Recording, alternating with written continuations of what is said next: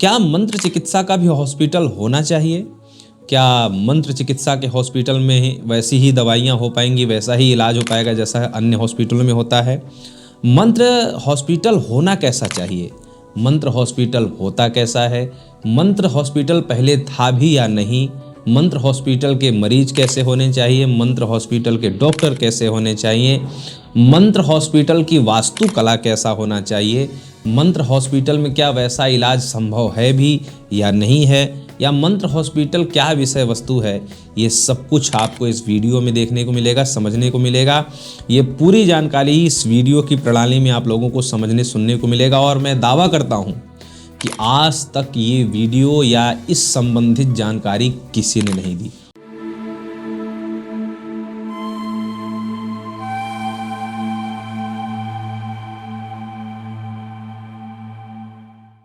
आप सभी को राधे राधे, जय श्री कृष्ण। मैं सूर्यकांत द्विवेदी कैवल्य ग्रुप की ओर से आप सभी लोगों का एक बार पुनः से हार्दिक स्वागत करता हूं।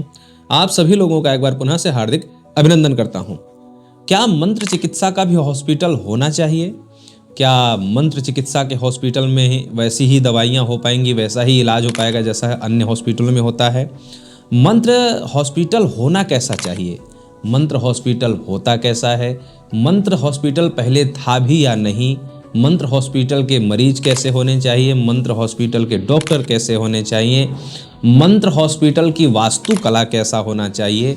मंत्र हॉस्पिटल में क्या वैसा इलाज संभव है भी या नहीं है? या मंत्र हॉस्पिटल क्या विषय वस्तु है? ये सब कुछ आपको इस वीडियो में देखने को मिलेगा, समझने को मिलेगा। ये पूरी जानकारी इस वीडियो की प्रणाली में आप लोगों को समझने सुनने को मिलेगा और मैं दावा करता हूँ कि आज तक ये वीडियो या इस संबंधित जानकारी किसी ने नहीं दी। हॉस्पिटल बहुत से हैं, भारत में भी हैं और पूरे संसार में बहुत से हॉस्पिटल हैं। हॉस्पिटल एलोपैथिक के हैं, होम्योपैथिक के हैं, आयुर्वेदिक हैं, लेकिन मंत्र चिकित्सा का हॉस्पिटल ये सुझाव ही आज तक किसी ने नहीं दिया। मैं पूरे भारतवासियों को, भारत की समस्त संस्कृति को और भारत सरकार को ये कह सकते हैं कि सुझाव के तौर पे या आग्रह निवेदन के तौर पे ये बताना चाहूँगा और अपने समस्त भारतवासियों को ये बताना चाहूँगा कि इसका भी हॉस्पिटल उतना ही ज़रूरी है जितना अन्य विषयों का हॉस्पिटल है।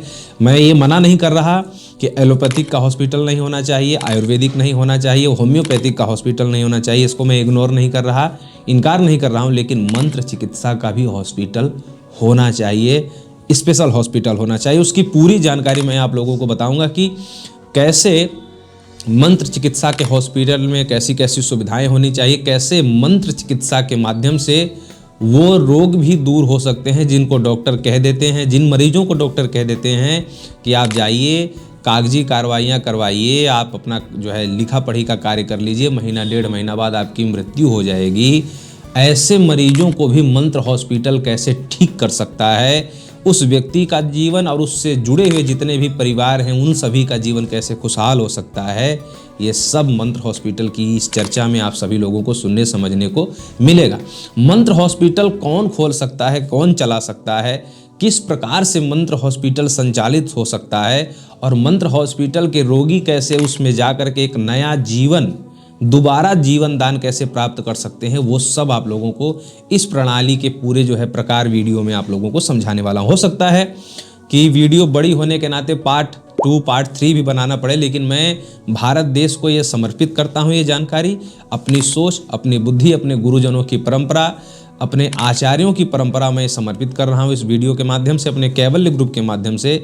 भारत सरकार चाहे तो इस प्रकार का साधन भारतवासियों को प्रदान कर सकता है आगे की जो है कल्पना बना करके। बात यह है कि मंत्र हॉस्पिटल क्या वस्तु है। मैं आप लोगों को बताऊं कि बहुत लोग कहेंगे कि ये कौन सा नया विषय है और ये कैसे हो सकता है।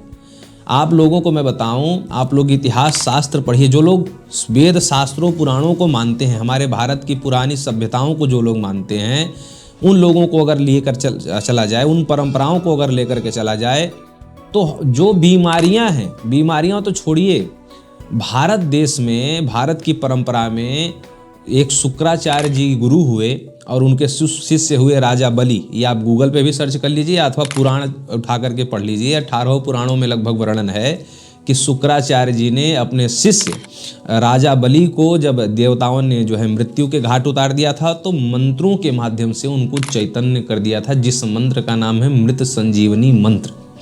मुर्दे को जिंदा कर दिया था, और केवल एक राजा बलि को नहीं, राजा बलि की असंख्य सेना थी। राजा बलि को तो जिंदा करना ही था, उनकी पूरी सेनाओं को शुक्राचार्य जी ने जिंदा कर दिया था। और इतना ही नहीं, देवगुरु दैत्य गुरु शुक्राचार्य और देवगुरु बृहस्पति, इन दोनों में जो है आपसी जो है 36 का आंकड़ा रहता है, लेकिन फिर भी देवगुरु बृहस्पति के पास मृत संजीवनी की विद्या नहीं थी, तो अपने पुत्र को दैत्य गुरु शुक्राचार्य के पास, मतलब अपने शत्रु के पास भेज करके अपने पुत्र को दैत्य गुरु शुक्राचार्य से जो है मंत्र संजीवनी की विद्या शिक्षा दिलवाई थी देवगुरु बृहस्पति ने। मंत्र इतना ज़्यादा जरूरी है।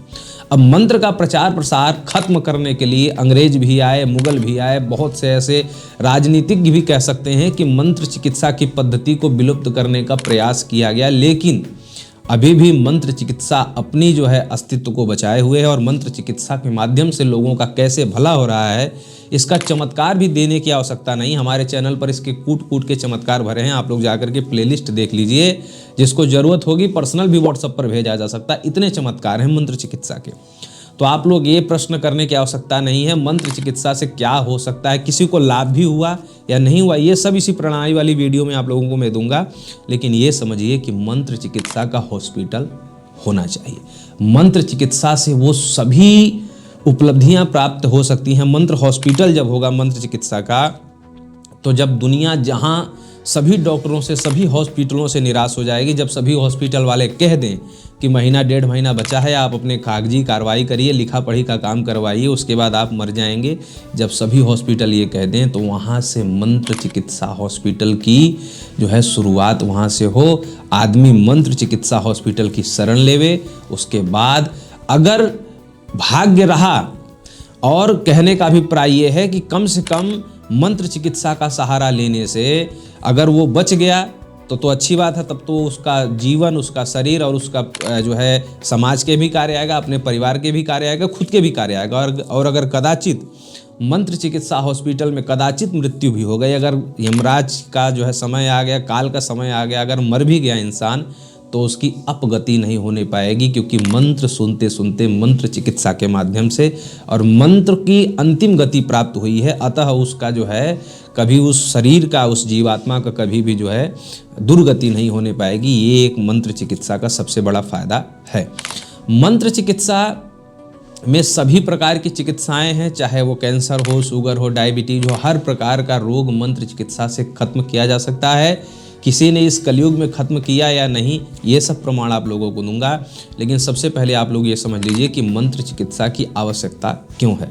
मंत्र चिकित्सा की आवश्यकता वर्तमान में इसलिए है क्योंकि तमाम प्रकार की बीमारियां जो भारत देश में पहले से थी भी या नहीं थी, वो सभी बीमारियां पनपती जा रही हैं। हर एक आदमी, हर घर में, अगर हर परिवार में देखा जाए तो आदमी भयानक से भयानक रोगों से ग्रस्त है, इसलिए, और दवाइयाँ खाने से ठीक भी नहीं हो रहा तमाम प्रकार से।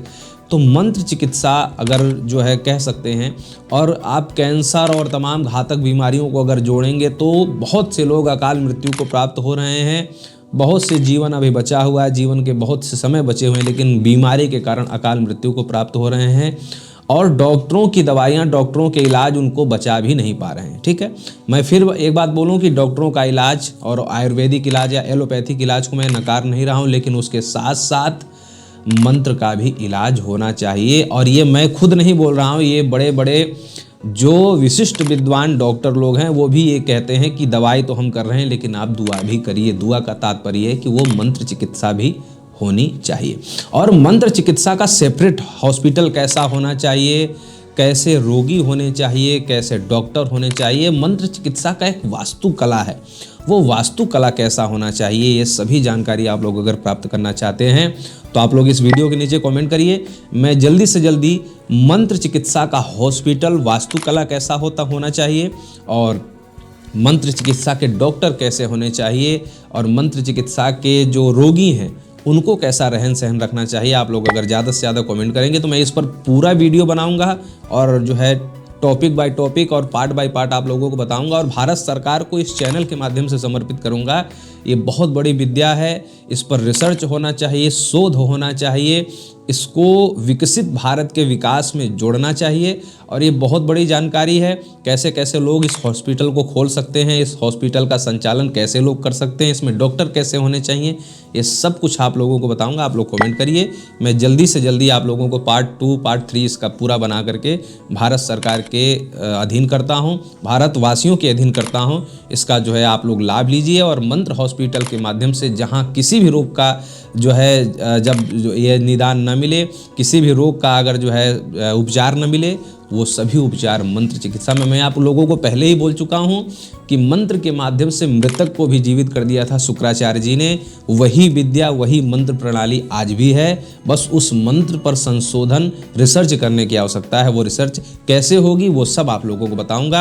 आप लोग कमेंट करिए, इस चैनल को सब्सक्राइब कर लीजिए। पार्ट 2 अगर जल्द से जल्द चाहिए तो आप लोग कमेंट करिए, पार्ट 2 में जल्द से जल्द आप लोगों तक पहुंचा दूंगा। राधे राधे।